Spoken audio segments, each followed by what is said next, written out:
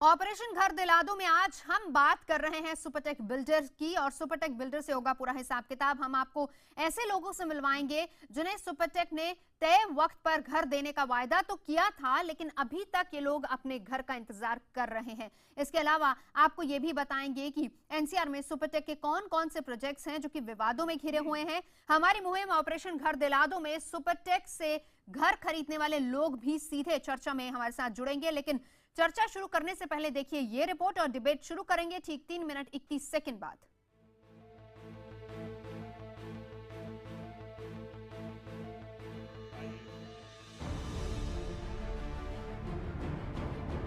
ये है अपूर्वा। गाजियाबाद की क्रॉसिंग रिपब्लिक में सुपरटेक लिविंगस्टन में इन्होंने 2012 में अपना फ्लैट बुक कराया था। इनके मुताबिक बिल्डर ने 2014 में फ्लैट की डिलीवरी देने के लिए कहा था, जिसके लिए इन्होंने अपनी तमाम ज्वेलरी भी बेच दी। आरोप के मुताबिक इन्होंने 15वां फ्लोर बुक कराया। अब बिल्डर ये कह रहा है कि सिर्फ 12 फ्लोर तक ही निर्माण की इजाजत है। मैं अब रेंट पे रह रही हूँ पिछले 4 साल से और कुछ नहीं हो पा रहा है। सब रेंट भी दे रही हूँ और रेंट हर बार 10% बढ़ता भी जा रहा है। यहाँ पे मैं EMIs भी दे रही हूँ। मेरा 24 लाख रुपए इन्होंने मुझसे लिया, मेरा पूरा पैसा लेकर। मैं पूरा ज्वेलरी अपना बेच के तब मैंने ये घर बुक कराया अपने लिए। हम लोग बहुत परेशान हैं। बच्चे प्लान करने में इतना लेट हो रहा है सब कुछ, क्योंकि घर के लिए सब लोग, सबका सपना घर है। ये अनिल गोयल हैं। इन्होंने लिविंगस्टन में 2011 में फ्लैट खरीदा था। इन्हें 2013 में डिलीवरी मिलनी थी, जो कि अभी तक नहीं मिली है। अनिल के मुताबिक 95% पैसा भर चुके हैं, लेकिन फ्लैट कब मिलेगा इसका कुछ पता नहीं। EMI और किराया दोनों भरकर दोहरी मार झेल रहे हैं, मगर आरोप है कि बिल्डर कोई जवाब नहीं दे रहा। मैंने एक तो अपनी मेरी छोटी सी जगह थी वो बेची और 6 लाख का मैंने लोन लिया और ज्वेलरी बेची मैसेज की और इनको 95% पे कर दिया। उसके बाद से ये 3rd फ्लोर पर रुक गया कंस्ट्रक्शन। 3rd फ्लोर का स्ट्रक्चर ही डला था। तब से इनके पास जा रहा हूँ। मैं किराए पर रहता हूँ। मेरी छोटी सी नौकरी है और मेरे बच्चों की पढ़ाई भी छूटने वाली है। EMI भी दे रहा हूँ मैं और किराया भी दे रहा हूँ। अब जरा ये मामला भी देख लीजिए। नोएडा के सेक्टर 74 में सुपरटेक केप टाउन की एक बिल्डिंग में उस वक्त बड़ा हादसा होते होते रह गया जब फ्लैट की छत का प्लास्टर छोटी बच्ची के ऊपर आ गिरा। गनीमत रही कि बच्ची को ज्यादा चोट नहीं आई। आरोप लग रहा है कि सोसाइटी के निर्माण में खराब सामग्री का इस्तेमाल किया गया है। अब जरा सुपरटेक का इतिहास भी देख लीजिए। सुपरटेक की नींव तकरीबन 25 साल पहले पड़ी थी। उसके बाद से ये लगातार नई ऊंचाइयां छू रहा है। सुपरटेक बिल्डर का दावा है कि उन्होंने प्रोजेक्ट निर्माण में नए कीर्तिमान छुए हैं, लेकिन उसके कई प्रोजेक्ट ऐसे हैं जो विवादों में हैं। सबसे ताज़ा विवाद है ग्रेटर नोएडा के जार प्रोजेक्ट का।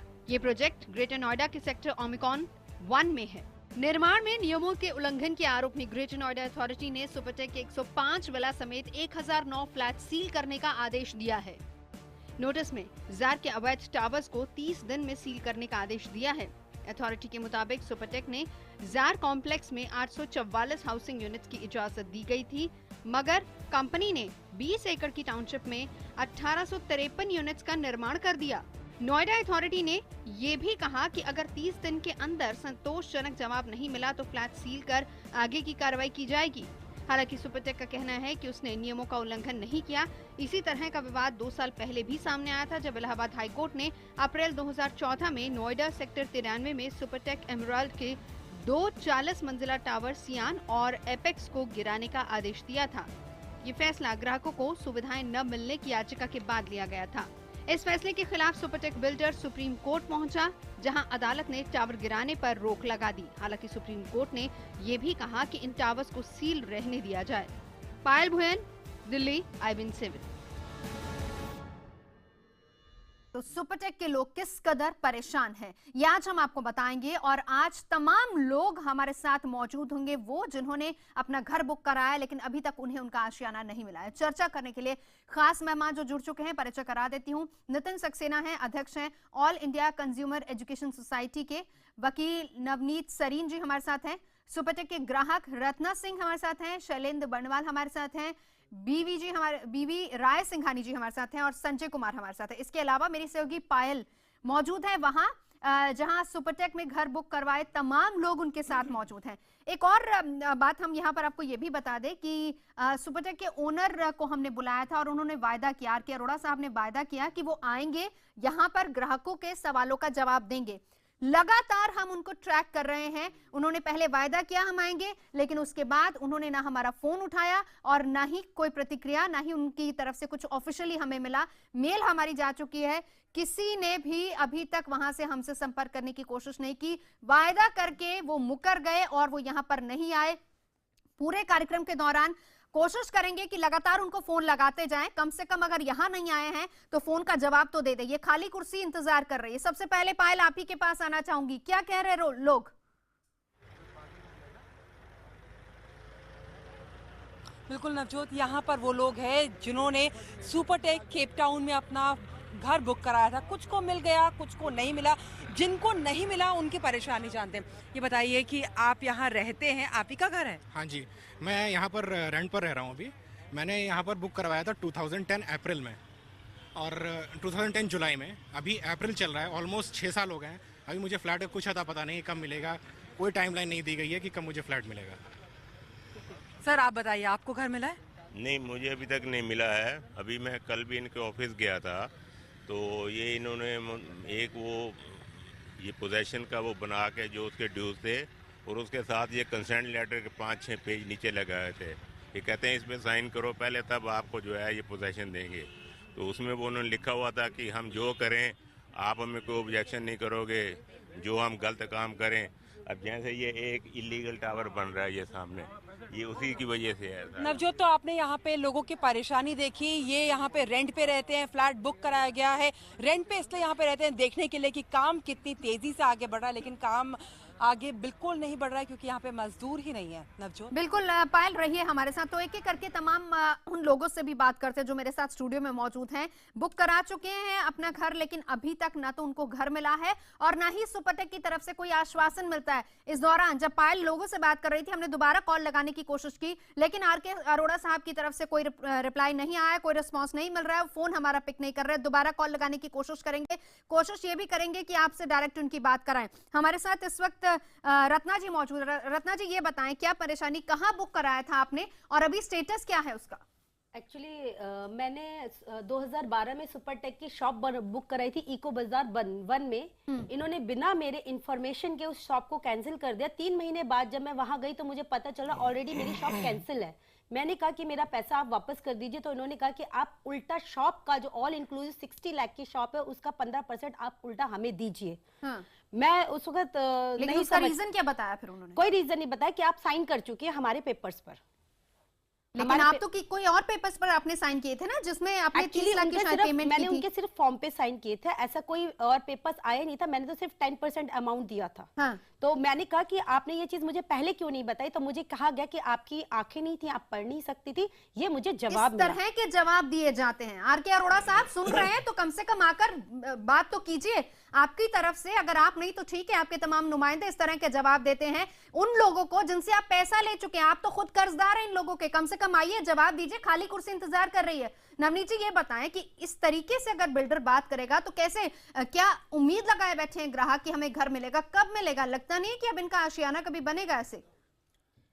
ऐसी हालत में इनको उसी समय बिल्डर के खिलाफ कंप्लेंट कर देनी चाहिए थी और ये कंज्यूमर कोर्ट में भी जा सकती थी। और असल में होता क्या है कि बिल्डर उस समय बायर को ऐसा बहका देते हैं कि आपका फायदा इसमें है, आपका नुकसान इसमें है। बहुत सारे होते हैं और जो पेपर होते हैं, जब इतना समय नहीं होता कि इतने सारे पेपर्स पढ़े, जो बायर होता है वो सीधे साइन करते जाता है। जो पेपर साइन कराए जाते हैं वो बायर को पढ़ने नहीं दिए जाते और बहुत बार तो क्या होता है, सिर्फ चेक ले लिया जाता है और उसके बाद उनको बायर को कोई डॉक्यूमेंट ही नहीं साइन कराया जाता है। जब वो जाता है पेमेंट लेने के लिए या अपनी बात पता करने के लिए, तब उसको पता चलता है कि क्या क्या हो चुका है और बिल्डर उस समय अपनी मनमानी करता है। एक चीज और जो मैं आपसे जानना चाहूंगी, तमाम जो डील्स होती हैं ये तो बिल्डर फ्रेंडली डील्स है, इसमें तो कंज्यूमर फ्रेंडली कुछ भी नहीं है। तो ऐसे में क्या इस तरीके से प्रेशर बनाया जा सकता है बिल्डर पर कि बार बार, जैसे रत्ना जी ने अपनी बात बताई, उसके बाद बार बार एफआईआर कराई जाए? ज्यादा एफआईआर होंगी तो शायद कुछ प्रेशर बने, क्योंकि ऐसे बिल्डर सामने तो आ नहीं रहे। हम भी फोन कर रहे हैं, वो फोन ही नहीं उठा रहे अपना।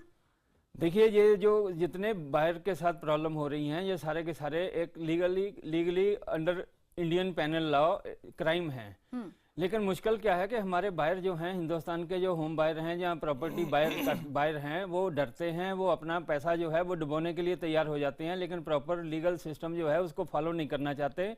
और अगर वो फॉलो करने की कोशिश भी करते हैं तो उनका कोई सपोर्ट नहीं होती, उनको पुलिस FIR नहीं दर्ज करती है, क्योंकि आप नोएडा अथॉरिटी में जाके कंप्लेंट करेंगे, किसी डेवलपमेंट अथॉरिटी में जाएंगे, वो आपकी कंप्लेंट रिसीव नहीं करेगी, क्योंकि प्रोसेस बहुत लंबा है।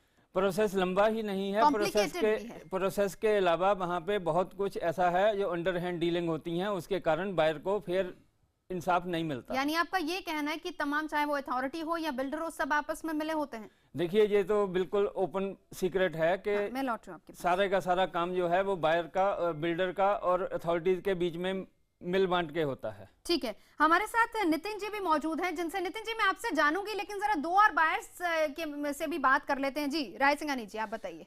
मैं सुपरटेक एमराल्ड कोर्ट में 2009 में इन्होंने पोजीशन फोर्स किया था इनवैलिड कंप्लीशन सर्टिफिकेट के बेसिस पे। यहाँ का फायर NOC आज की डेट में कैंसिल्ड है, सेकंड टाइम कैंसिल हुआ था।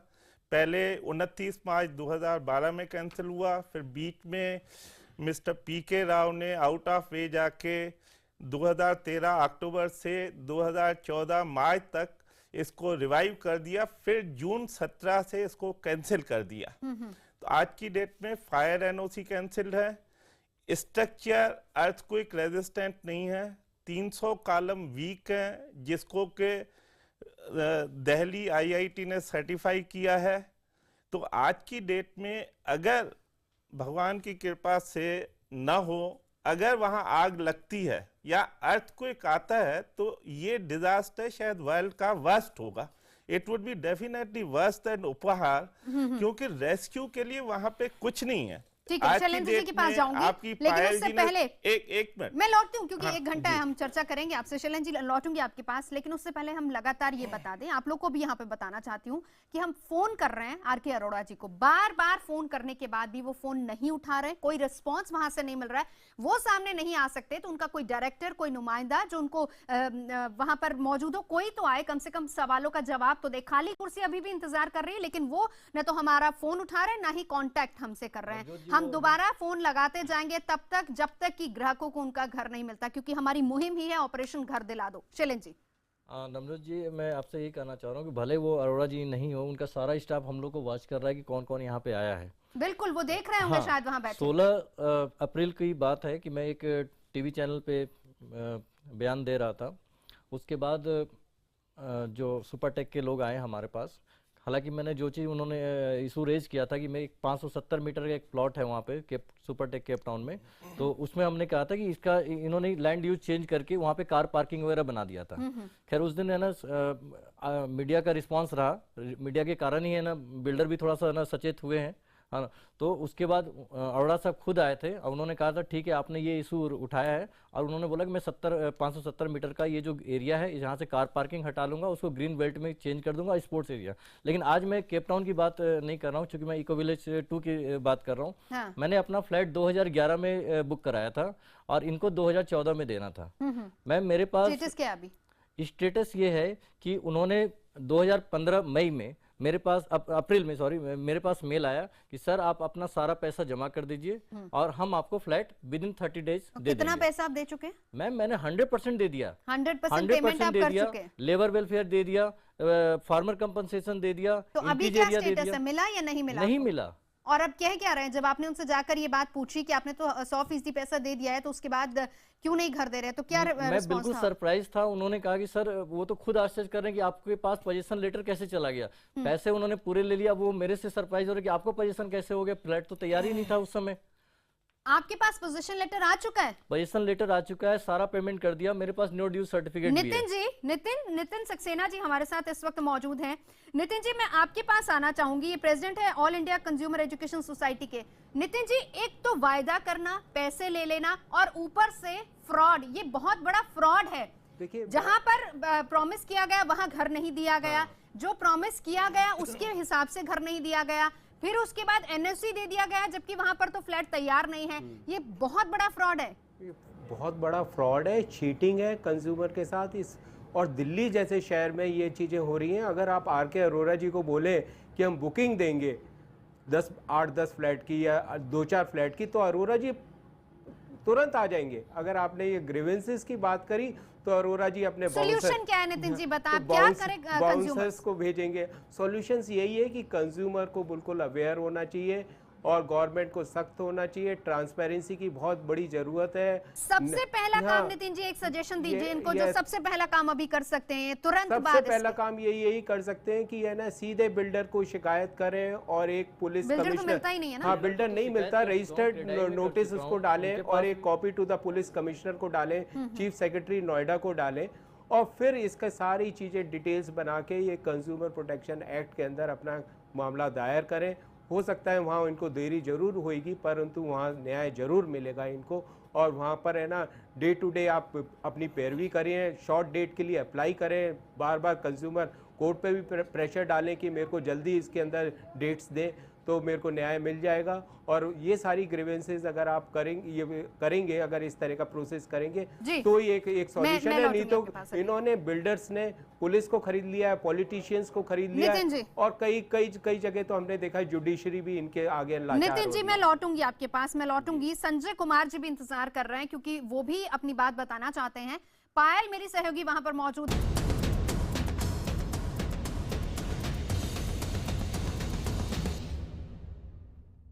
सुपरटेक बिल्डर से हिसाब किताब, तमाम ग्राहक यहां पर बैठे हैं और साथ ही साथ हम लगातार आर.के. अरोड़ा जी को कॉल कर रहे हैं लेकिन वो फोन पिक नहीं कर रहे हैं। मैं एक बार फिर से यहीं से डायल करने की कोशिश करती हूं कि शायद वो यहां पर मेरा फोन पिक कर लें।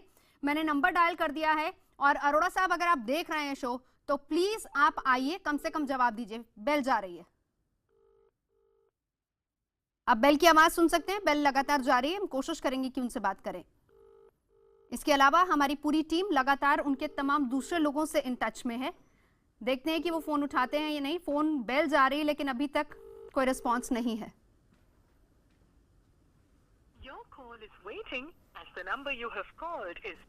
ये रिस्पांस आ रहा है वहां से, नंबर बिजी जा रहा है, नंबर वो काट दे रहे हैं। कोशिश करेंगे फिर से मिलाएं क्योंकि तमाम लोग यहाँ पर इंतजार कर रहे हैं कि कम से कम जवाब तो दीजिए अरोड़ा साहब। आप पायल के पास एक बार चल लेते हैं। पायल बताएं वहां पर क्या परेशानी है, लोगों को क्या कह रहे हैं? नवजोत, उन लोगों की बात आपने सुनी जिनको पोजेशन नहीं मिला, जिनको पोजेशन मिल गया उनके साथ और भी दिक्कतें हैं। सर बताइए, आप तो यहाँ रहते हैं, दिक्कतें क्या आपको? यहाँ पे सबसे बड़ी दिक्कत इस समय आ रही है कि इनकी कोई सिक्योरिटी प्रॉपर नहीं है। गार्ड्स पहले 3-3 गार्ड शुरू में हुआ करते थे, 2 गार्ड ऊपर, अब 1 गार्ड होता है और वो भी कभी है कभी नहीं है। रोज गार्ड्स बदल देते हैं और पानी के लिए हमने बहुत बार इनको बोला है, बहुत ही हाई TDS है 1800 से 2000, विच इज़ वेरी डेंजरस। तीसरी चीज़ है इनकी कि इतना ज़्यादा मेंटेनेंस हमसे चार्ज करते हैं, उसके बाद भी कोई भी फैसिलिटीज़ उतनी एक्सटेंड नहीं की है इन्होंने। और इसके बारे में हम इनके चेयरमैन मिस्टर आर.के. अरोड़ा से भी बात कर चुके हैं, लेकिन सांत्वना के अलावा हमें कुछ भी नहीं दिया जा रहा है। सर आपको क्या? हाँ, मेरा इश्यू ये है कि मैंने CM2 टावर में एक फ्लैट लिया है, 2010 में अप्लाई किया था। उसके बाद मुझे 2016 में अभी पोजीशन मिला है रिसेंटली लास्ट मंथ। स्थिति ये है कि हमारे साइड में 100 एकड़ के ग्रीन पार्क दिखाया गया था, प्लान में था, नक्शे में था, सब कुछ था। अभी ये टावर्स जो आप देख रहे हैं अनऑथराइज टावर बनने से हमारा टोटल व्यू ऑब्स्ट्रक्ट हो रहा है। ग्रीन एयर भी, क्लियर एयर भी हमको नहीं मिलने वाली है। अल्टीमेटली इस तरीके की प्लानिंग कैसे ये लोग चेंज कर देते हैं अपने लाभ के लिए? या तो पहले बता दिया होता तो मैं उसी टावर में जाके बुक कराता। मैं क्यों? आपके साथ क्या दिक्कत? मैंने भी 1 महीना पहले ही शिफ्ट किया यहाँ पर और यहाँ पे हमारे घर में अभी से इतनी दरारें शुरू हो गई हैं कि पूछो मत। एक केल थोड़ा सा ग्रिल करते हैं दीवार में छेद करने के लिए, पूरा सीमेंट का हिस्सा बाहर आ जाता है। इतनी गंदी कंस्ट्रक्शन है इनकी, बहुत ज्यादा। तो नवजोत, आपने सुना कि कंस्ट्रक्शन क्वालिटी भी जो है सुपरटेक की वो भी बहुत ज्यादा खराब है और बाकी जगह जो हम भी गए वहां पर अर्थक्वेक के इतने बड़े अभी से ही दरार वहां पे पड़ने लगे, जबकि ये सब न्यूली कंस्ट्रक्टेड है। पायल, एक सवाल बस मैं चाहूंगी कि वहां से आप जरा लोगों को पूछ लें अगर वो आपके साथ हैं कि हम तो लगातार यहाँ पर फोन मिला रहे हैं, वो हमारा फोन तो उठा नहीं रहे। जब लोग जाते हैं वहां पर अपनी कंप्लेंट लेकर ऑफिस में, सुपरटेक के ऑफिस में, तो क्या रिस्पांस वहां से मिलता है? जरा ये पूछ लीजिए उनसे। आप जब बिल्डर से बात करने जाते हैं तो बिल्डर की तरफ से आप लोगों को क्या रिस्पांस मिलता है? मैम, मैं लास्ट टाइम इनसे बात करने गया था मार्च 25 को मैं इनसे बात करने गया था मिस्टर GL खेड़ा से। उस टाइम ये बहुत बड़ा इशू था 2% रजिस्ट्री हाइक का। मैंने कहा मेरे टावर का पोजीशन नहीं है। अब जवाब क्या मिलता है आपको? मुझे ये जवाब मिला कि हम आपका दे देंगे, आपको रजिस्ट्री करवानी है आपकी रजिस्ट्री करवा देंगे, लेकिन उन्होंने कोई टाइमलाइन नहीं दी हम आपको कब पोजीशन देंगे। सर आप जब बात करने जाते हैं बिल्डर से तो क्या जवाब मिलता है? बस यही कि हम कर देंगे। और मैंने इन लोगों को, मैं अभी हम आपको एक चीज और बता देता हूँ। जवाब सर बताइए। जवाब ये है कि सिर्फ सांत्वना है, कोई भी स्पेसिफिक रिप्लाई नहीं देती। हाँ देखेंगे, कर देंगे, आप बाद में बताएंगे इसके बारे में क्या। बिल्कुल नवजोत, तो आपने जवाब सुना, देखेंगे, कर देंगे और होता रहेगा, यही जवाब यहाँ पर मिलता है। मैं लौटूंगी पायल आपके पास। संजय कुमार जी हमारे साथ मौजूद है। संजय जी ये बताएं, आपका कहाँ पर घर है, कब बुक कराया था, स्टेटस क्या है अभी? मैं सुपरटेक इक्विलेज जोन में बुक कराया था। ये कराया था मार्च 2010 में, और इन्होंने मुझे 2015 में, अगस्त 2015 में प्री पोजीशन लेटर भेजा, जिसमें इन्होंने इलीगल डिमांड्स बहुत सारे मेंशन कर दिया। 16,07,788 का, जिसमें मुझे 5% देना था। पेपर दिखा सकते हैं आप हमें, अगर हाँ पेपर मेरे पास है, पेपर सारा मेरे पास है। आप दिखाइए, हमें दिखाइए वो पेपर। मैं पेपर है मेरे पास यहाँ पे जी, ठीक है। उन्होंने मुझे अगस्त 2015 में प्री पोजीशन डिमांड लेटर भेजा, जिसमें मुझे 5% देना था, अराउंड 60,000। हाँ। उसके बाद मैं एक कंसर्न रेज किया जाके वहाँ पे, तो उन्होंने मुझे करेक्शन करके 4,23,548 रुपया का इलीगल डिमांड्स भेजा, जिसमें से इन्होंने इंटरेस्ट ऑन डिले पेमेंट लगाया 1,67,788, और इन्होंने इंक्रीज एरिया का लगाया है इसमें 90,000 के राउंड में, जो कि 48 स्क्वायर फीट इन्होंने एरिया बढ़ाया है, और वो भी जस्टिफाई नहीं कर पाते हैं। हाँ, कहते बिल्कुल हैं आपका रत्ना जी जैसा ही हाल है, मुझे लग रहा है बिल्कुल उसी तरह का फ्रॉड ही जिसको हम कहेंगे। मैं लौटती हूँ संजय जी आपके पास। अब क्योंकि फोन पिक नहीं कर रहे अरोड़ा साहब, हम लगातार उनको कॉल कर रहे हैं और शिकायतें ऐसी आ रही हैं, कहीं पोजीशन नहीं मिला है, कहीं लेटर पहले ही दे दिया गया जबकि बिल्डिंग वहां पर तैयार नहीं है, और कहीं अगर पोजीशन मिल भी गया है तो प्रॉमिस कुछ और किए गए थे और डिलीवर कुछ और किया गया है। सरीन साहब मैं आपके पास आना चाहूंगी, रेरा के आने के बाद आपको क्या लग रहा है, कुछ चेंजेस आएंगे या नहीं आएंगे? हम भारतीय राष्ट्रपति जी ने 26 मार्च 2016 को रेरा को गजट नोटिफिकेशन के थ्रू जारी कर दिया। रेरा में बहुत सारे पॉइंट हैं, जैसे अभी एक हमारे भाई साहब बता रहे हैं कि फायर की प्रॉब्लम है, टावर ठीक नहीं है, 300 टावर खराब हैं इनके प्रोजेक्ट में। तो इनकी जानकारी के लिए मैं बता दूं कि रेरा में एक बात बहुत अच्छी जो गवर्नमेंट ने पॉइंट डाला है कि 5 साल तक बिल्डर को वारंटी देनी पड़ेगी हर प्रोजेक्ट की, जो भी प्रोजेक्ट डिलीवर। तो सुन ही नहीं रहा ना, वो तो यही नहीं आ रहे हैं, बात ही नहीं सुन रहे। नहीं, बिल्डर के अलावा पूरी बात सुन लेते हैं जरा। बिल्डर के अलावा रेगुलेटरी अथॉरिटीज जो हैं, देखिए रूल कुछ भी बना लीजिए। उस पर आ रही हूँ, एक मिनट वो बात रख ले पूरी, फिर आपके पास आती हूँ जी। तो लेकिन ये जो 5 साल की वारंटी है, ये रेगुलेटर जो कि आने वाले कुछ 6 महीने में, 6 महीने से 1 साल के अंदर हो सकता है रेगुलेटर अपॉइंट हो जाएगा, तो वो रेगुलेटरी अथॉरिटी जो है इन कंप्लेंट को आज की तरह नहीं देखेगी। वो रेगुलेटरी अथॉरिटी जो है वो नोएडा अथॉरिटी नहीं होगी, लोकल डेवलपमेंट अथॉरिटी नहीं होगी, ना ही वो कोई कोर्ट होगी जिसके पास कॉम्पिटेंट पीपल नहीं होते टेक्निकल। वो रेगुलेटरी अथॉरिटी इन सब चीज़ों के लिए कॉम्पिटेंट होगी और उनके पास कॉम्पिटेंट पीपल होंगे, इन सब लोगों के लिए सब कंप्लेंट के ऊपर ध्यान देंगे। और ये आप मान के चलिए कि आने वाले समय में ये सारी की सारी मुश्किल जो क्वालिटी कंप्रोमाइज करा जाता है। सरीन साहब बस ठीक है, आपने यहाँ गिनवाया, माफ कीजिएगा आपको रोक रही हूँ, पर ये बताएं कि जब सभी लोग मिले हो, आपने तो यहाँ पर सबकी पीड़ा सुनी कि अथॉरिटी से लेकर बिल्डर से लेकर हर कोई मिला, तो ऐसे में हम कितना ट्रस्ट करेंगे उन लोगों पर? आप कह रहे हैं कि रिलायबल अथॉरिटी होगी, रिलायबल लोग होंगे वहां पर, कैसे ट्रस्ट किया जाएगा जब बिल्डर ही सामने नहीं आ रहा है? ये बात आपकी सही है, लेकिन बिल्डर को सामने आना पड़ेगा। कम से कम आने वाले समय में तो ये जो आज बातें हैं वो नहीं हो पाएंगी। आने वाले समय में सरकार जो है इन सब बातों को खत्म करेगी। ये रेगुलेटरी लॉ जो है इट्स वेरी स्ट्रिक्ट और बेईमान बिल्डरों के लिए बहुत ही खतरनाक कानून है, और हमारी बहुत सारी प्रॉब्लम तो सुलझ जाएंगी। लेकिन सबसे बड़ी प्रॉब्लम क्या है, जो हमारे बायर हैं, जो उनको अपनी कमियां सुधारनी पड़ेंगी, उसमें भी रेगुलेटरी अथॉरिटी बायर की हेल्प करेगी।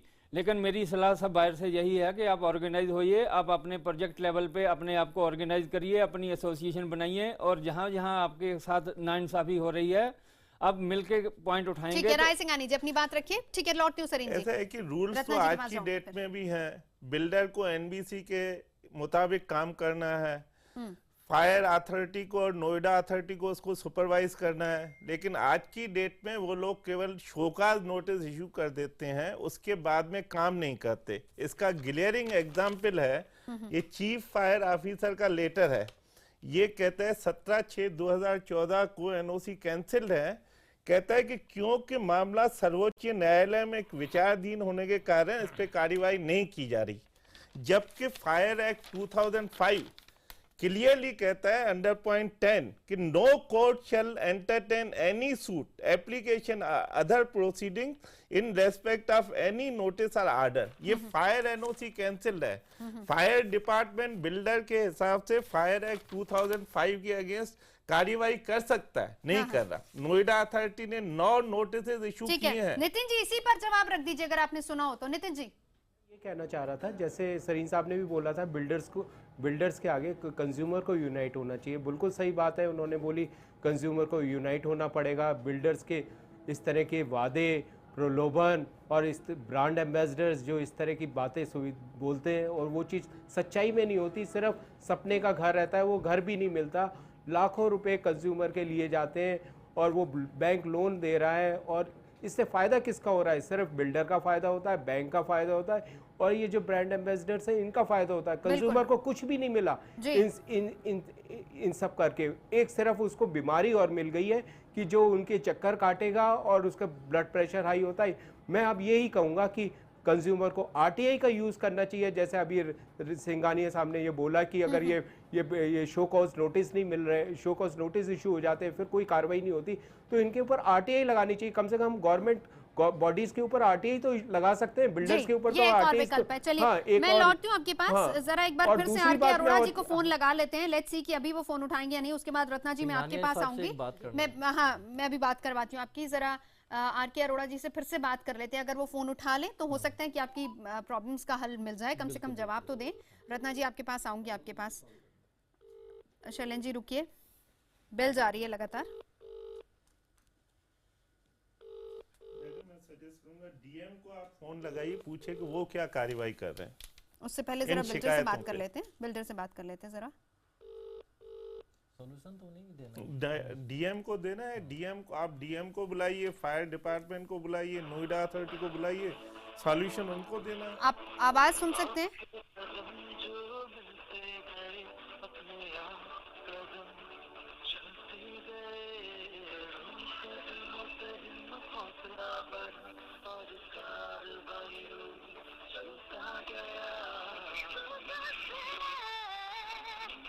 सुपरटेक के आरके अरोड़ा जी को हमने फोन लगाया तो ये कॉलर ट्यून उनकी अभी बज रही है लेकिन फोन नहीं उठा रहे वो।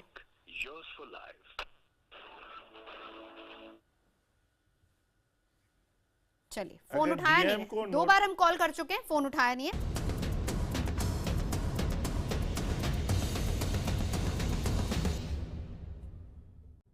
ऑपरेशन घर दिला दो में बात सुपरटेक बिल्डर्स की कर रहे हैं। लगातार आरके अरोड़ा जी को कॉल कर रहे हैं लेकिन उधर से कोई रिस्पांस नहीं आया है। पायल मैं आपके पास आना चाहूंगी एक बार, क्या कह रहे हैं लोग वहां पर?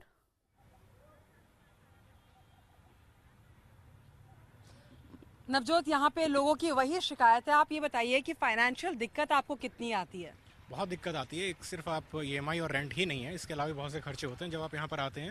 इन्होंने एक तो मेंटेनेंस चार्जेस बहुत ज़्यादा मांग रहे हैं, वो भी हमें पे करने पड़ते हैं। तो फाइनेंशियल इम्प्लीकेशंस बहुत ज़्यादा है हमारे ऊपर। लेकिन हमें बिल्डर से जो हम डिमांड कर रहे हैं, जो अगर आपका प्रोजेक्ट डिले हुआ है तो जो आपने रिटर्न एग्रीमेंट में लिख के दिया 5 या 10 रुपये, आपने खुद ही उसको जब टाइमली नहीं दिया है तो आप उस कॉम्पनसेशन को बढ़ाइए जिससे एटलीस्ट कुछ तो बेनिफिट बायर्स को मिले। अंकल, जो प्रॉमिसेस किए गए थे, जो वादे किए गए थे, वो कितने पूरे हुए हैं? वो कुछ भी नहीं हुआ, पूरा हुआ। एक इन्होंने वो एमनिटीज का था, 53 एमनिटीज थी, वो 27 कर दी है। और इसमें वो ये जी पायल हॉस्पिटल था वो नहीं है। बिल्कुल नवजोत, तो अपने लोगों को सुना जो जी हाँ, वो पूरे नहीं हुए हैं। जी पायल रहिए हमारे साथ। रत्ना जी आखिरी कमेंट 10 सेकंड। मेरे को शॉप के बदले फोर्सफुली मेरे को प्लॉट बुक करवाया गया। मैं 1 साल इनसे लड़ी। इसके बाद क्या हुआ, जब प्लॉट का पोजेशन एक्चुअली प्री पोजेशन के नाम से ये मुझसे पैसे लेना चाहते हैं, जो कि इनके पास ना तो ऑक्यूपेंसी सर्टिफिकेट है ना ही कंप्लीशन है। इसके अलावा इन्होंने 5 लाख रुपए मुझ पर एक्स्ट्रा डाले फार्मर कंपनसेशन और लेबर वेलफेयर के नाम से। वैसे कितना है फार्मर कंपनसेशन? फार्मर कंपनसेशन जो अथॉरिटी ने दिया है वो 1770 स्क्वायर मीटर है और ये चार्ज कर रहे हैं 3000 स्क्वायर यार्ड। तो इसका ये पेपर है। और इसके अलावा ये इस प्री पोजेशन के नाम पे, जो कि अभी ऑथराइज नहीं है, इस पर भी ये इंटरेस्ट लगाकर हमें दे रहे हैं। चलें जी, मेरा यही कहना है कि इको विलेज 2 बहुत ज़्यादा प्रोजेक्ट लेट हो चुका है, तो बिल्डर से मेरी यही रिक्वेस्ट है कि आप अपना डिले पेनल्टी बढ़ाइए, तभी आपके ऊपर प्रेशर पड़ेगा। और जिन मेरे जैसे लोग जो 100% आपको पैसे दे दिए हैं, उनको फ्लैट के साथ साथ आप 24% पेनल्टी दीजिए, अदरवाइज हम लोग कोर्ट चले जाएंगे। ठीक है, आखिरी कमेंट संजय जी आपके पास आना चाहूंगी, एक आखिरी कमेंट। अगर आप IBN 7 के माध्यम से कोई आवाज आर के अरोड़ा जी तक पहुंचाना चाहते हैं, क्या कहेंगे उनको? मैम मैं बस यही कहना चाहता हूँ कि प्रोजेक्ट जितने हैं एक्सटेंशन के 2-3 साल डिले हो चुके हैं और लोग EMI भी दे रहे हैं और रेंट भी दे रहे हैं, जो कि बहुत बड़ा अमाउंट हो जाता है, जो कि सैलरी का लगभग आधा पार्ट चला जाता है इन सब चीज़ों में जी। तो मैं यही कहना चाहूँगा कि अरोड़ा जी को जल्द पोजीशन प्रोवाइड जल्द से जल्द पोजीशन डिस्कस हुई। सभी समस्याओं का समाधान Noida authority, fire department, police और DM के पास में है। वो अपना अधिकार यूज करके जो शोकाज नोटिस इशू करते हैं उनको इम्प्लीमेंट करवाएं तो सभी समस्याओं का समाधान हो सकता है। 10 सेकंड। मैं सिर्फ इतना ही कहूँगा कि जितने होम बायर हैं NCR के या ऑल ओवर इंडिया, उन सबको यूनाइट होना पड़ेगा। अपने प्रोजेक्ट लेवल पे आप अपनी एसोसिएशन बनाइए और अपने शहर में उनकी फेडरेशन बनाइए, और सब लोग मिलके जब आवाज़ उठाएंगे तो कोई भी सरकार, कोई भी अथॉरिटी आपकी आवाज़ को बिना सुने नहीं रह सकती। आप सब लोग मिलिए और आपकी सब मुश्किलें हल हो जाएंगी। जी, तो बड़े बड़े ख्वाब, बड़े बड़े सपने दिखाए जाते हैं, बहुत बड़े बड़े होर्डिंग्स लगाए जाते हैं, बड़े बड़े ब्रांड एम्बेसडर्स रखे जाते हैं, नाम ऐसे रखे जाते हैं कि आपको धरती के किसी खूबसूरत कोने में घर मिलेगा, लेकिन वो घर 10 साल बाद भी नहीं मिलता है। ऊंची इमारतें, कहने को नई टेक्नोलॉजी यूज कर रहे हैं, लेकिन वो तमाम नई टेक्नोलॉजी यूज करने के बाद भी 2-3 फ्लोर से ज्यादा नहीं बना पाए हैं, कहीं लैंड खाली है। एक एग्जांपल आपको दे देती हूं, 2004 में बुर्ज खलीफा की कंस्ट्रक्शन शुरू हुई थी, 2009 में खत्म हो गई थी, 2010 में आम लोगों के लिए खोल दिया गया था। 490 एकड़ में बना था और 163 मंजिला बना था। अब पता नहीं सुपरटेक वाले ऐसा क्या बना रहे हैं, शायद इससे भी कुछ खूबसूरत जगह बन रही हो जो कि अभी तक लोगों को नहीं मिल पाई है। हमारी ये मुहिम जारी रहेगी तब तक जब तक आपको आपका घर नहीं मिलता। मुद्दा में इतना ही।